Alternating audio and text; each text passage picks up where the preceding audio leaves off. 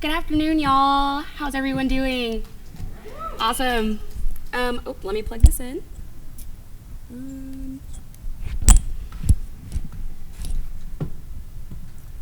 Sorry, is there an HDMI port or is this just a little lightning piece? Thank you. I just saw like a connecting in that I had never seen before, so I was like, what is this? Okay. Great. Okay. Thank you guys so much for having me. I like to project, and I'm probably going to walk around a little bit because I'm quite the fidgeter. So I apologize if you'd prefer for me to stay in one space. I'll probably just take center stage. But again, my name is Paige Turner. I am a native Austinite, very much so a unicorn, born and bred here in Austin, Texas. I have a BA in Mass Communications from the University of Central Arkansas. And I also have an MA in Journalism from the University of Texas at Austin. Hook 'em. I am a TCX. And this is a little bit more about me.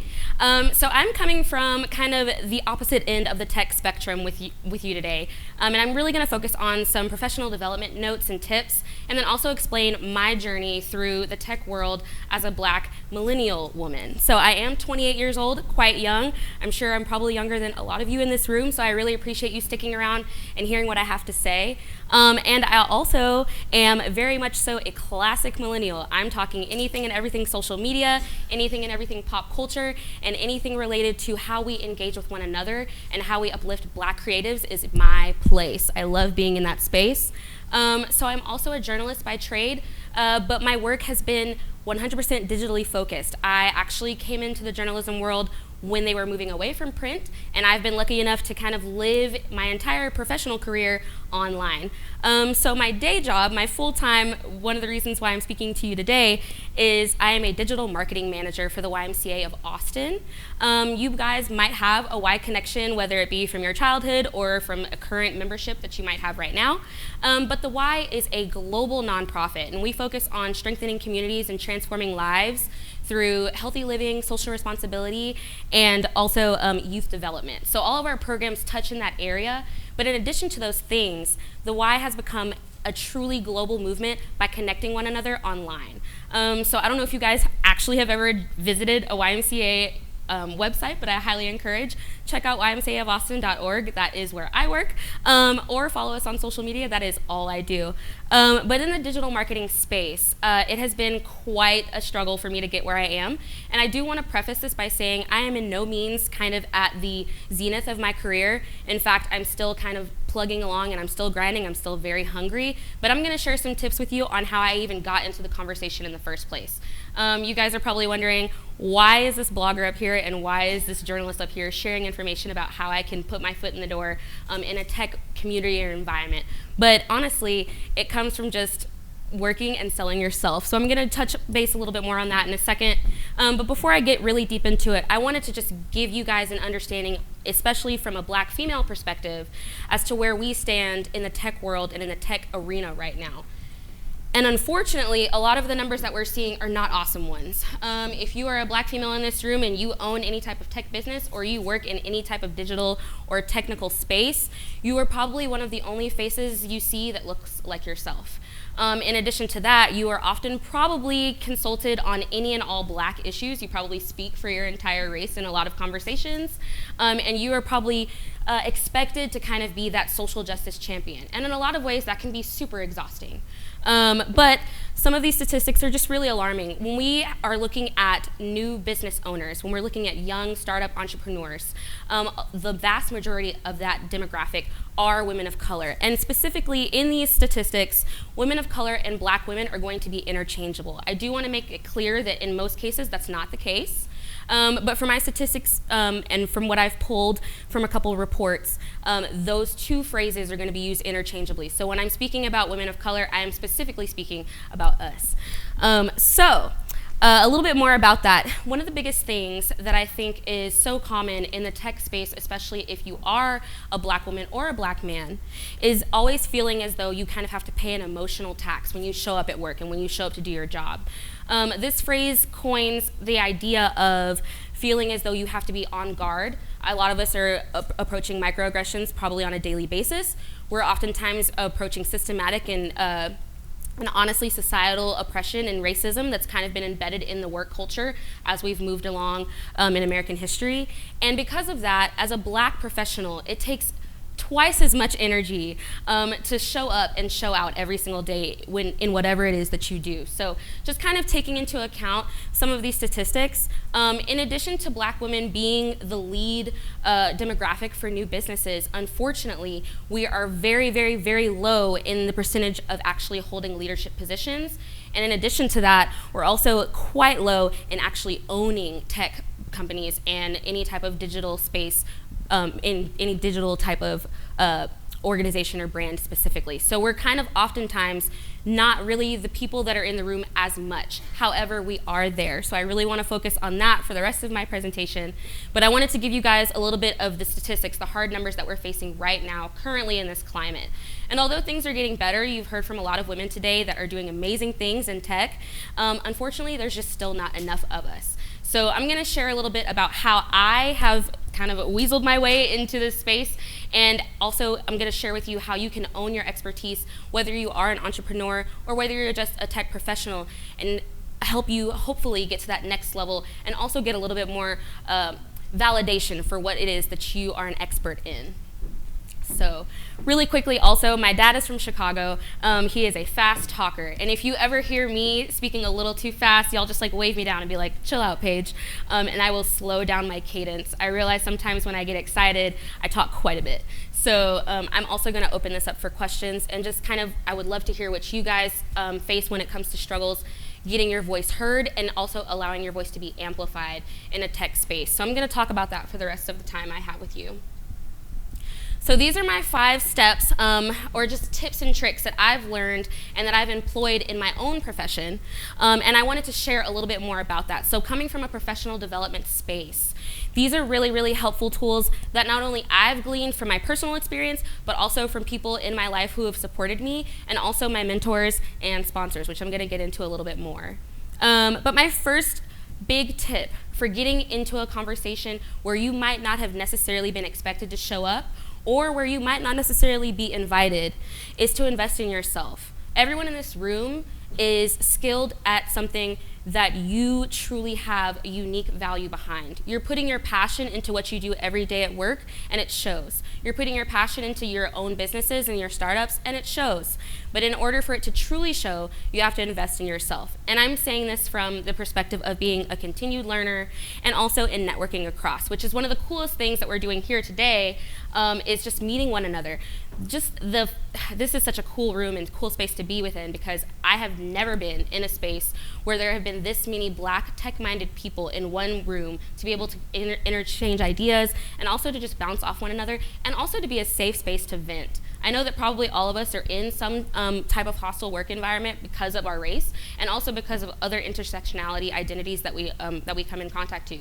If you're Black and you're a woman and you're also a member of the LGBT community, that is definitely a struggle in and of itself. But above all things, it's really important to show that you know what you're talking about, and the way to do that is to acquire accreditation or some sort of verification behind your work. So in the tech industry, not everybody is going to be a PhD. Not everybody is going to have several different acronyms after their name. But what they can do is stay up to date on the ever-changing digital landscape in which we work for tech spaces. So I'm gonna play a small little clip here, just explaining from one of my favorite people of all time. She's my best friend in my head, Issa Rae. You might be familiar with her. She is an absolute phenom. I cannot say enough good things about her. But she is responsible for an HBO show called Insecure. And the show itself actually delves into the lives of Black females who are young and determined and hungry, and oftentimes very, very lost in what it is they're doing in their place in the world. But Issa actually broke down barriers similarly to how I'm gonna map out my own experience today. And one of the major things is by networking across. So I'm gonna play a short video clip to help articulate what networking across means, and I hope that I challenge you guys after my session to network across in this room or outside in the reception area following this conversation. Oh, I think we might be having an issue with the audio. Sorry. I don't know if that's... I am going to just paraphrase because I don't want to run into the problem of another audio issue. But basically, networking across is essentially the idea that in addition to just networking with people who are above you, networking with people who are in that C-suite position, or networking with people that you think are going to get you in the door, it's just as important to invest in your peers and in your colleagues who are oftentimes on the same managerial level as you or in the same place as kind of an infantry position of starting a business. Networking across is key, and it's been key for me in my work because it's allowed for me to build a network of colleagues and contacts that I can approach for some sort of, I don't know, just a sounding board in general. And networking across is really important because what it does is it allows you to build your dream or your passion in a way that is organic and that also can be relied upon time and time over. When you have friends in the business, it essentially works tenfold to look back on those relationships and touch back with those people and help them and help yourself get to a point where you can kind of move forward. So when you network across, you should literally look to your left and to your right. These are the people that you should be talking to, in addition to the CEOs, in addition to the COOs, in addition to the angel investors. You should be discussing these ideas and your ambitions and your plans and your problems with people who are on the exact same level as you. The reason why this is important is because oftentimes when two people look at the same picture, they're going to see different things, right? So if you are networking across, instead of just networking where there's some sort of hierarchy or some sort of apprehension behind being kind of in a level playing field, when you're networking across, all of those barriers are removed, right? Because you're talking to someone that you're familiar with. You don't necessarily feel as though you're being evaluated. You don't necessarily feel as though you're going to lose the position or the footing that you've already gained. You're simply just sounding an idea off of a sounding board, which is going to be someone that you network with who might not necessarily hold that title that you're hoping to acquire. Hopefully, I'm going to try to see if it works this time around. If it doesn't, we'll just keep moving through. So when I was a little girl, sorry, that's talking about, like, I was listening to one of her interviews and she was like, we have a tendency to try to, like, when we network up, and it really is about networking across, like who's next to you, who's struggling, who's in the trenches with you, who's just as hungry as you are, and those are the people that you need to build with. It's not about like finding, hitting up, like calling Tyler Perry, like, how can I work with you, calling Ava to be like, how can I be on? It's about calling your college mate. It's about calling your coworker and saying, hey, you trying to do this? I'm trying to do this project. And literally every project that I've done, every friend of mine has been in some way, shape, or form because I needed them, because they were just down. They didn't, they're not even part of the industry in many cases, just to help me make it work. And I would do the same for them in a heartbeat. It's just about, I guess, passion and hunger. Do you think? Okay, so that's very brief synopsis of it, but the big piece that I want you to take away from it is, in this group, being Black entrepreneurs and professionals in tech, it is so important for us to band together as a community. Sorry, I turned off my mic while I was just it's so important for us to band together as a community because one voice is not nearly as strong as several. So when you're networking across, keep that in mind. Don't short sell your next door neighbor or your coworker or a former college classmate or even a colleague that you tried a business with that didn't work out, right? You're always gonna look for those opportunities to reach out to a friend who's on the same level as you so that you guys can both get to the next level together. My next point is to identify your allies. And Terry spoke about this earlier in her presentation, but oftentimes when we think of allies, we think of people who are like us, right? You tend to be a little bit more comfortable approaching someone who might fit into the same dimensions of diversity as you. That's a Y phrase. Basically, that means however you identify yourself, you're typically seeking that exact same type of identification out when you're working with another person or when you're trying to get an idea off the ground. So when it comes to identifying your allies, it's important to not only look within the Black community, but it's also important to look externally into communities that you might not necessarily be 100% a part of. In my family, we kind of have this running joke that white people know everything. And it truly is true. I'm sure if you're ever kind of in an office space, say that you're trying to travel to Paris. Typically 9 times out of 10, Sharon right next to you is probably gonna have a super cool way or a really interesting website that you can find super cheap tickets on. But in case, if you're not talking to Sharon, you're not gonna know that information, right? And typically Sharon is also talking to Bridget and Bethany and maybe even Jason too. But if they're not talking to you, right, you're not clued into that conversation. So I really wanna invite you, when you are identifying your allies, to make sure that they're not just people that are homogenous to you and how you identify. Because in a lot of cases, we're out of the loop as Black people, and especially as Black women. But a little bit more about sponsors versus mentors. Can anyone tell me what the difference between the two is? Yes. Yes.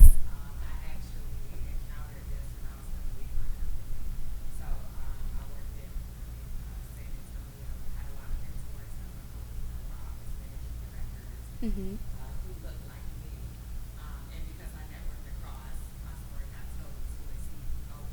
Mm-hmm. who did not look like me or have my background. And he was able to sponsor me into a position that I had no background in, no certification. Mm-hmm. On a team that's very small in my country that everyone would die. Yeah.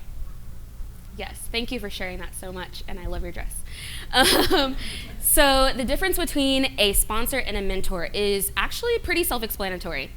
A mentor is the classic definition, right? This is a person that's going to teach you, train you up, guide you. Oftentimes they're going to be a sounding board, and oftentimes they're going to help you kind of pave your own path by laying out the one that they took, right? So they're going to be the person that's truly just guiding you along your journey.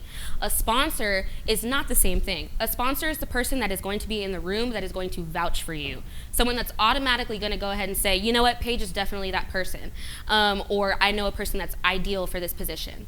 A sponsor and a mentor can be the same person, but I really want to stress to you that it's important to have both in your corner. Okay, so a mentor is going to be someone who truly does show you the ropes, but oftentimes it's going to be that sponsor that's going to get you in the door where you want to be, or that's going to invite you, that's going to send that calendar invite to that roundtable discussion, or that's going to invite you to the next board meeting, right? You always want to really identify your allies, not just in a mentorship space, but you also really, really, really need strong sponsors on your side. And oftentimes, I found in my career that my sponsors are people that do not look like me, right? So a mentor is typically a person that totally understands what you're going through, and oftentimes that's because you can truly relate to them on an identity level. But oftentimes, your sponsors are gonna be the ones that not only are gonna get you in the door, but they're gonna constantly lift up your name every other time another door opens. So it's important to have both of those people in your corner. My next one, there's a little bit of millennial lingo in here. Be your own hype woman. So a hype man is basically the iconic phrase for anytime you're kind of at a hip hop concert or any type of musical performance. Typically a hype man is in an entourage of a hip hop artist or a rapper, and they're literally just the one kind of getting the crowd going. And oftentimes they're repeating exactly what the verse is, so that the crowd gets really excited, right? They get hype. In a lot of spaces, as Black women in tech, we do not have a hype woman or a hype man. And that only means that we can be that for ourselves. And the way that we can be hype women in a tech space is through technology. It's online. It's creating a digital footprint. So when I say create a digital portfolio and footprint, those are two different things. A portfolio is very simple. A website, a social media account, or some sort of touch point in which people can direct their attention to and get a lot more information about you than they would from a resume or from just a person-to-person conversation. A digital footprint is kind of plotting your content and your work and your achievements in different places on the web so that your SEO is higher, right? Everybody might kind of know what SEO is, search engine optimization. That basically means that any time that on the back end of a web developer side or on a digital marketing side, you are making sure that your content delivers searchable terms that are often commonly used and searched within Google. What this does when you build through your SEO is it raises you to the top of that Google return list. You know, when you Google like best places for brunch in Austin, those top 3 places always have the strongest SEO. You're gonna wanna do that for yourself as well. And that is what digital footprint means. You're gonna wanna plot your input and your impact in every way possible on several different digital platforms, because what that does is that allows the internet to see you in multiple spaces and present you a little bit higher up in comparison to some of your peers who might not necessarily have that exposure. In addition to that, I'm going to go on my own little social media plug here. It is absolutely crucial, especially in the tech space where things are always changing, where someone is always building a better mousetrap, to be active on social media. I have been following Black Enterprise for a very long time. Just because I'm a journalist by trade, I have always had a lot of respect for the publication. And because of that, I follow them on all their social media platforms. What this does is this allows me to stay in touch in real time with that entity or with that organization. And in addition to that, I can build a community online. So I don't necessarily have to bring them all into a meeting room. I don't necessarily have to do some sort of pitch meeting, so to speak. My pitch is in and of itself my social media accounts. So anytime you see me on my social media accounts, you're gonna see me contributing to my own skills, and you're gonna see me being my own hype woman. But the only way that I can do that is to maintain an active social media presence. The world that we're in today is overrun by millennials. For a fun fact, millennials are not as young as you might think. We are my age, okay? So millennials started about, right now they're 25 is the youngest, and the oldest is pushing mid-30s. And it's kind of a weird gray area because then we're kind of also getting into Generation X, Generation X. But I was like, which one is it? I'm going backward or forwards. But millennials are very much so young adults, right? So in the millennial space, in a social media space where you truly have to be visible in a digital platform, if you are not visible on social media, I guarantee you the world is gonna think you do not exist. So please, please, please, if you haven't been super active in a social media setting, I want to encourage you to make your own Twitter, make your own Instagram, start a podcast, whatever you can do to start creating that digital footprint and referring back to it for the community at large to kind of consume and interact with. That is where your bread and butter comes from. I cannot tell you how many times I've been reached out to on Instagram specifically to partner with a brand or to actually do some paid work. So social media is so important for you to share not only your achievements, but share your ideas. That's oftentimes where generative ideas come from. I'm sure you guys might be familiar with the phrase Black Twitter. Anybody know what Black Twitter is? Okay, so Black Twitter is this amazing place online where Black people like us, are sharing their opinions on anything and everything. And a lot of times they go crazy during award shows. I'm not sure if you've ever followed BET Awards, but Black Twitter gets super crazy because all they want to do is use the hashtag and get a conversation going. But that is what you kind of want in a social media setting, right? You always want to be able to refer to a digital community, and you always want to be present in that digital community in order for you to pick up more exposure and more opportunities to grow. Oftentimes, I joked about this last night with some colleagues at the VIP luncheon, or dinner, excuse me, but LinkedIn has also become quite an important vehicle for presenting yourself in a professional space. When you are on LinkedIn, the more often you engage, the more often you use those algorithms, echoing back to Krissa, the more often you use those algorithms, they work for you versus against you. So I really want to stress how important it is to be present on social media and to shout yourself out because no one else is going to do it for you. The fourth option, or the fourth tip, should I say, is to find your voice. And this is something that I'm still struggling with, but hopefully I am faking it till I make it up here right now. Thank you. Thank you. So finding your voice is so important, especially as Black women. I'm sure you guys are all familiar with the Malcolm X quote, and I'm going to paraphrase it, but the most disrespected person in the world is the Black woman. And I want to say that is incredibly true, especially in a male, white-dominated space like tech. And although we're doing a lot to kind of push that barrier and to break those glass ceilings, it is so important for you when you are in those rooms where oftentimes you're the only brown person in that space, it's so important for you to feel as though you can own that space even if you are alone. And I've struggled with this myself. But it is just so important when you're selling yourself or when you're selling a company or when you're selling a project or product or any type of equipment or software that you have created. It is so important to present yourself as though you are the expert in your field, even if you're not. And the reason why is because oftentimes in white spaces, we're not expected to come from a confident place, and oftentimes, especially for Black women, we're often seen as interpreted as what's the word? Cold, not very nice, not very approachable, right? Not very friendly. And although I don't entirely agree with respectability politics, and I can get into an entire conversation about that later, it is important for you to present yourself in a space where you feel as though if anyone were to come to you and ask you what it is that you do, you can give them several instances of how awesome you are and how amazing you are and how you are the only person that can do what you do the way you do, and you should get hired or you should get acquired, et cetera, et cetera. So coming to a position, especially in a white space, where you are confident is going to sell you far beyond your actual accolades. And the reason why that is because oftentimes, if you're ever in a white space, anytime your white board members or your white venture capitalists are walking into the room, what's the first thing they do? Bill, how the heck are you? How's it going? Yeah, how are the kids? You know, doing great. Everything's fine. We're gonna have a chat, and yeah, let's do golf later.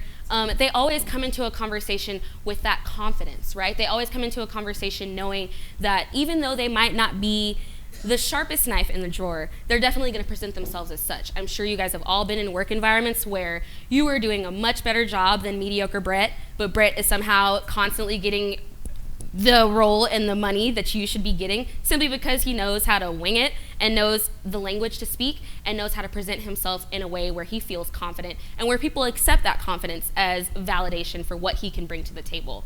So confidence is key, and I'm gonna touch back on one more video here. Let's hope that the audio works well. But this video is from a TED Talk. You guys might be familiar, going back to my Twitter life. Her name is Brittany Packnett. She is an educator, but has also kind of evolved into a social justice crusader. And on social media, she shares anything and everything related to how Black people show up in not only a digital space, but how we can translate our work in tech and online into real positive social change and into systemic change. So I'm going to go into this a little bit. She's going to explain to you why it's important for you to embrace your confidence and how to get it if you don't have it yet. So when I was a little girl, she'd inevitably finish her work early. So I'll stop it there. But one of my favorite things about this video is that it really does echo back it really does echo back to the importance of networking across and to the importance of ensuring that even if you don't feel entirely knowledgeable about what it is that you do, or even if you don't feel as though you're going to be able to get into that door or pull up that seat to that table, if you present yourself as feeling entirely confident and capable to do so, 9 times out of 10, you will be invited to that conversation. I have done this in my profession countless times and times again. And in addition to leveraging my allies, both mentors and sponsors, I see some of them in this audience right now who have given me the start to even be here talking to you today. I also started to present confidence because I learned it not only from myself, and also realizing, oh wow, I actually have a handle on what it is I'm doing in this social media and digital marketing space.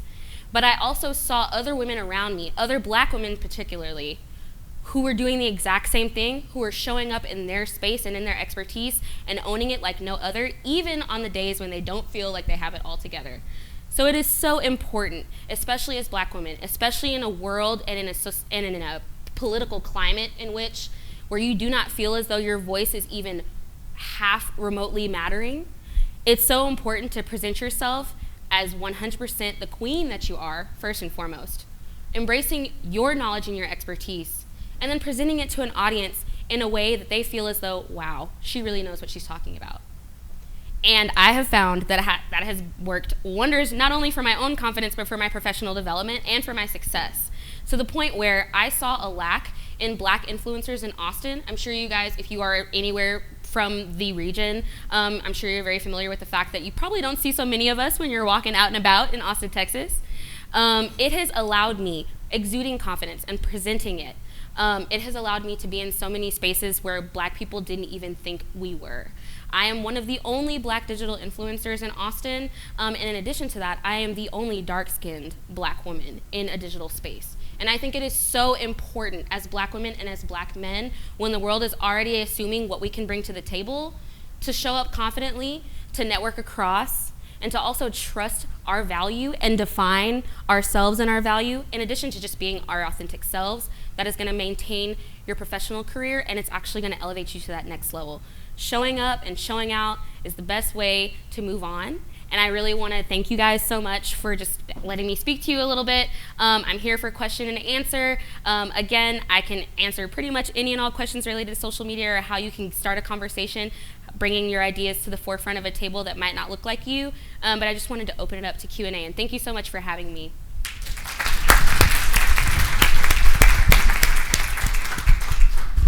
So we're going to open it up to a few questions. I'm going to grab the microphone. Let's see. Let's go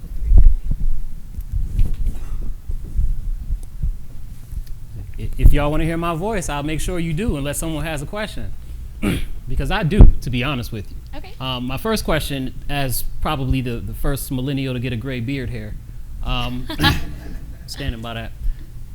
Black men, particularly under 40, what can that group, specifically that group, do to support black women? And the reason why I draw the line at 40 is that within black men, there is a huge difference.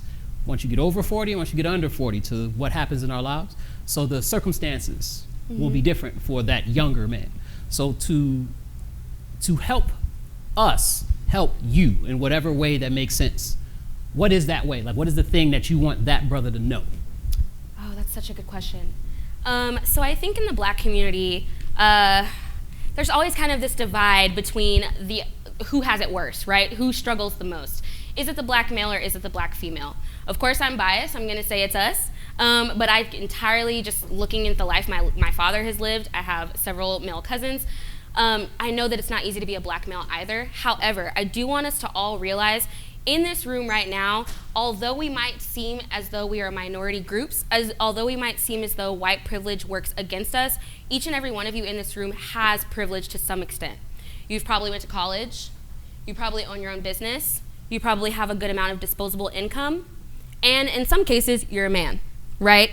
So in a lot of ways, leveraging your own privilege to lift someone else up, it was echoed earlier in a couple different conversations, is the best way to invite black women to the table. I know oftentimes, just in the professional world, black men are typically the ones that will be consulted on things the same way that a white woman would, or that an Asian counterpart would, male or female. However, in a lot of situations, even though a black man has gotten his foot through the door, it seems as though he's playing respectability politics, right? It seems as though I'm here and I need to stay here, and in order to stay here, I gotta play this game. And I do understand how important that is. However, you can never succeed if you can't bring more people up to the position you're in, and if you can't infiltrate from the inside. And I'm getting really, really revolutionary here, but it is so important for black males to realize, especially in a culture where we kind of fetishize exoticism, and where it's kind of almost seen as though the traits and characteristics of a black woman are only valuable when they're not associated with a black woman, right? It seems as though in that social climate, the black men oftentimes forget that they come from a black woman, right? The respective understanding that we are all in this together. The respect of the acknowledgement of knowing that the black community cannot further itself unless we are all being lifted up. I'm not just talking about black women. I'm specifically talking about the lowest rung of any societal totem pole, which are black trans women, right? How are we communicating with the rest of our black community, even though we might be in a position of comfort and of power and of authority? How are we lifting one another up? And one of the best ways to do that is to invite someone to the table, right? I know oftentimes you've probably heard the phrase, especially because Solange is amazing. Solange Knowles, she released an album two years ago, A Seat at the Table. It is iconic. If you've never listened to it, I highly recommend. But one of my favorite phrases that comes from that turn of phrase is, if you do not have a seat at the table, bring your own. And I would stress to black men, if you have a seat at the table, pull up another chair. And that other chair should specifically be for the black woman. And I'm not necessarily saying that oftentimes that's going to be the case, but in any way or shape or form or any conversation in which you can elevate us as a people, I think you honestly have a cultural and moral obligation to invite us to that conversation as well. So I hope that answers your question. Thank you. I think I saw a hand over here. Hello. Oh, it's you. Sorry. Oh, yes, microphone, of course. Hi, I'm Marvin Smith. I'm marketing director for Chick-fil-A for the Austin region, and it's an honor to be here. I wanted to kind of go straight to the segue of what you were just talking about, a seat at the table. I have a seat at the table with Chick-fil-A. I kind of push them quite often when it comes to diversity. I find myself in meetings and in settings where I am the only person of color, and I want to make sure that I give you the opportunity to be at that table. We use technology at a very high level. We have gotten to the point now that we say we're not in the chicken business, that we're in the technology business. A few weeks ago when there was a big stir on social media about a certain other company. My job was to sit there and send out free ice cream or free sweet tea or French fries or something to everybody that I thought was across the street. But one of the things that I want to do and that I'm planning is working with corporate to see how I can plan some diversity meetings where we can get supplier diversity initiatives within Chick-fil-A. So all of you that are small business owners, I've been a marketing PR consultant for 17 years, and I know I have a colleague here and here in front of me. I want to talk to you, but also all of you who are business owners. I like to be able to get your contact information, but also there are clients that I work with here in town as a consultant, Regions Bank for one. They're planning, I met with one of the VPs last week, they're planning to double their presence in Austin between now and 2022. I've sent people there to apply for jobs, and they may have a degree in psychology and they needed a job. They're out of college, they're 22, 23 years old, they need a job. I send them there and they say, oh, well, I wanted to be a social worker. I say, well, you don't have a job. They're planning to expand, take the job. So if you have people within your network who are in the technology space, finance, printing, design, there's so many avenues that we can tap into when it comes to business and business development. I'm at the table a lot of times, and I want to make sure that people leave and they're full. It's one thing to invite them to the table, but everybody is coming there hungry. We need to make sure that everybody leaves full. Not only bringing them there with a chair, but also getting them access to people, places, information, and resources. So I'd love to connect with you guys afterwards. And again, thanks to Black Enterprise Magazine for hosting this. Great response. Brother, please stay for the reception at the end so we can make sure to network with you. I think I saw another hand, or maybe more than one. Can I ask you to stand? Okay. Hey, I'm Jay Veal, CEO of Inc. Tutoring. Just want to kind of see if you can elaborate for those that are business owners here as well. Can you elaborate a little bit more about being your own hype woman or hype man? And the reason why I say that is because a lot of small business owners don't get a chance to get into mainstream media because they're not a big company or a large corporation. Of course, Black Enterprise was one of the first major media organizations to feature my company. But once I found out trying to hire a PR firm that it didn't work out, being my own hype man, if you will, has allowed me to be featured in a multitude of more than 40 different media outlets. So can you speak a little bit more about that for those that may not understand, that outlet? Definitely. Thank you for that question. That's actually something that I kind of glazed over in my presentation, but I really appreciate the opportunity to speak a little bit more to it now. Being your own hype person, we'll keep it gender neutral. Being your own hype person is essential because what it allows you to do is to control your own narrative and to sell yourself exactly how you want to be presented and sold, right? So in a lot of ways, sure, a PR firm might know the ins and outs. They might have that contact list. They might have the distribution network that's required to get your story out in front of everyone. But oftentimes I found, especially in my role as a journalist, in my life as a journalist, and also in my life as an influencer and as a technically a micro-influencer, right? So I'm just focused on the Austin market and Austin in specifics.